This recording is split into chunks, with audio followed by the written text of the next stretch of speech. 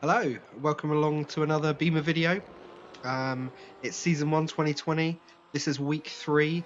We're at Donnington National, so it's a slightly shorter Donnington track. I don't know what it is about these UK tracks. We had Brands Hatch. They like you to be brave.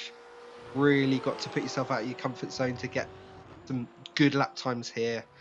And one wheel on the grass, and you're off into a fence. It's quite brutal here. But with hopefully with a few of the tips that we're going to go through and talk about some of the things that I've learned from other people watching their replays. There's a few really useful things that I think is really going to help knock those lap times down. Quite happy with my lap time this week here. Again, it's not the fastest lap. If you want hot laps, you're in the wrong place. But I think if you can hit these sort of times or build up to these kind of times consistently across a race, you're going to do well, no doubt about it.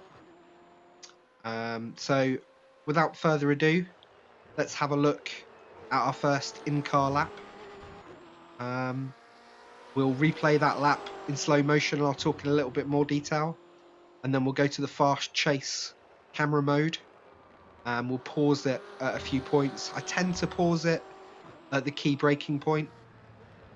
And how to enter the corner and perhaps have a little look at where the apex might be for that particular corner and why. And then we'll get around the track, and hopefully by the end of it, we'll be in a good position to have a really great week racing. So, right, let's get to it.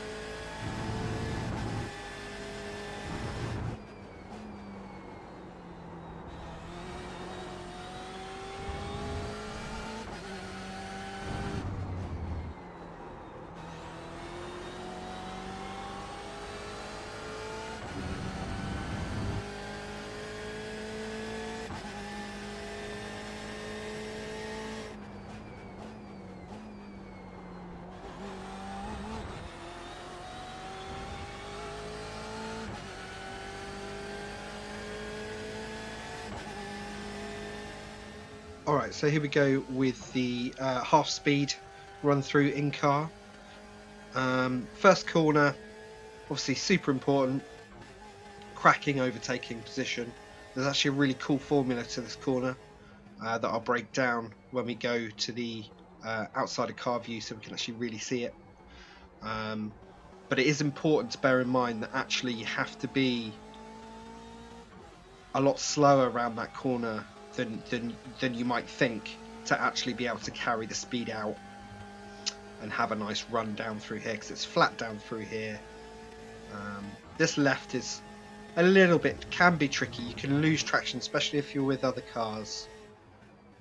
Really surprisingly light on the brakes here. You can get away with a lot and carry a lot of speed round there. But it's it takes practice. It takes practice, but we'll get there. Foot down all the way around here, but we want to apex late there so we can get ready to jam on the brakes and come round. It's a late apex here, easier to see on the outer car view, which we'll be looking at shortly. Short run up the hill. It's a blind right, so it's all about sort of timing and picking up the old visual cues.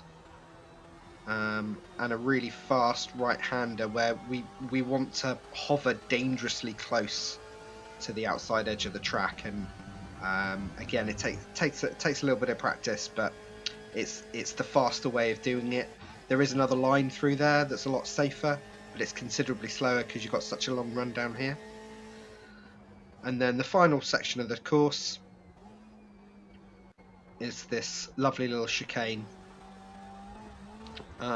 that's actually reasonably straightforward. There's one area where I kept struggling, and we'll go over that in detail to make sure that we're not going to spin out and hit the wall, as I did many times. So as I mentioned, there's a bit of formula to T1.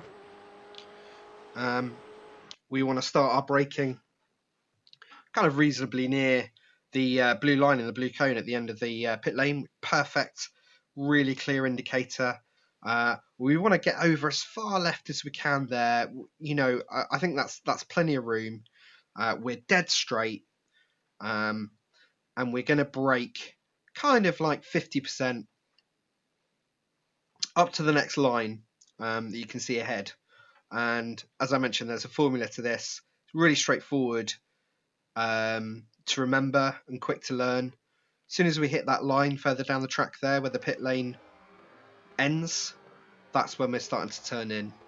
We still need to be braking at that point. In fact, we need to brake quite deep into this corner because it's easy to miss this apex. It's easy to float wide. You feel like you're going to make it, but the corner just goes on that little bit longer. So we find our turn-in point. We're still heavy on the brakes here as we're turning in, and then we're bleeding off, and we linger quite a long time there, and it spits us out quite nicely. Now here, through this downhill, we are quite safe, but I've paused it before the final left-hander here because actually it's off camber. There's a dip.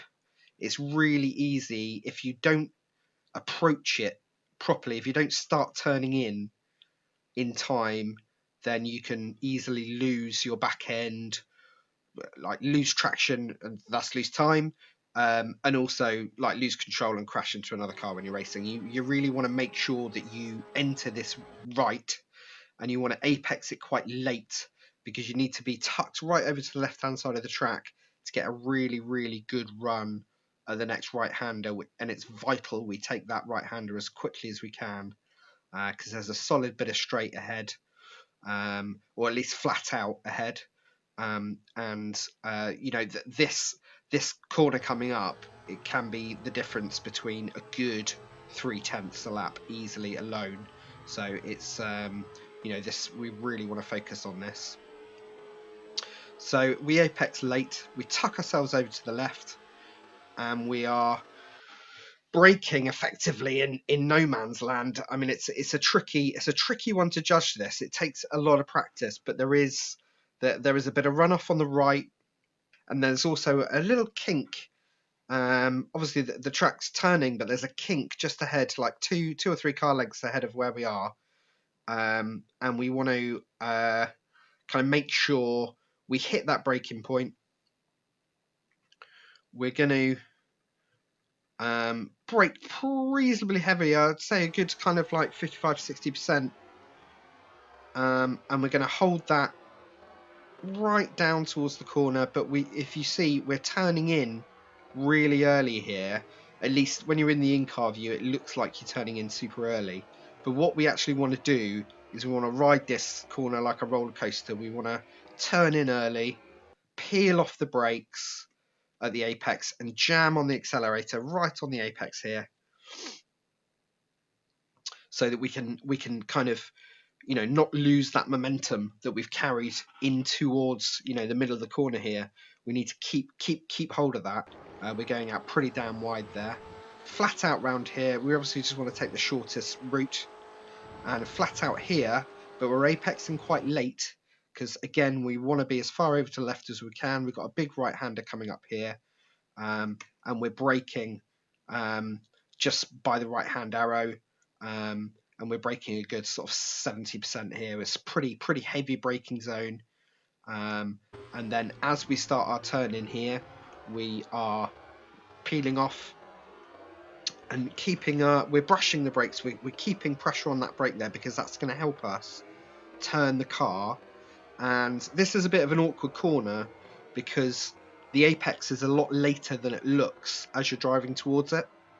The apex tightens you know, the kind of inside of the corner tightens up quite a lot. And what we want to do is actually ride it once it's tightened. We don't want to get on the apex too soon, because we're going to miss our exit. We're going to run wide into the gravel and absolutely muller our lap. So we want to get on there quite late. Again, you can use a lot of the curb. I kind of made a small mistake on this corner because I had to do, you probably saw it on the other laps, I had to do a bit of a steering adjustment. But again, we are straight on the accelerator coming, you know, straight from the apex. We need to keep that momentum that we've carried around that corner so far. We can be quite handsy with the off with the side of the track there, but we've got the hardest corner here, arguably, on the course, in that it's a blind corner. So when you're in the car, you can't see the right hander coming. But we need to get on the brakes, probably about 50% ish. So pretty heavy braking, but we're not braking for long. And then we're coming down to third. You can do this in second, but actually you're going to carry more speed in third. As long as you come in at the right angle and get the turn in right, you can keep it in third and really sort of power around here. So I'm peeling off the brakes quite nicely. You don't want to take too much curb here. It unsettles the car, and it's a really easy 1x there. It's horrible. The kind of first gut instinct for this corner is you want to come out quite wide on exit and then duck back in to catch the second apex, like it's one long corner. But actually, we don't want to do that. It's a safe route to do that. You absolutely can drive that line, but actually, if you take the wider line round, you can carry a lot more speed round here by missing this second apex completely and just powering on. Now, it takes a bit of time and practice to not run off on the left here, but it is the faster line, and I definitely encourage you to get a head around that. So a really nice clear signpost here for our braking marker for the final kind of chicane of the track. It's the second arrow marker, and we're going to be braking really heavily here. This is our hardest braking zone. We're right up to sort of 80%. We want to get really heavy on the brakes, start peeling off late, and we want to turn in early here because we're carrying a lot of speed.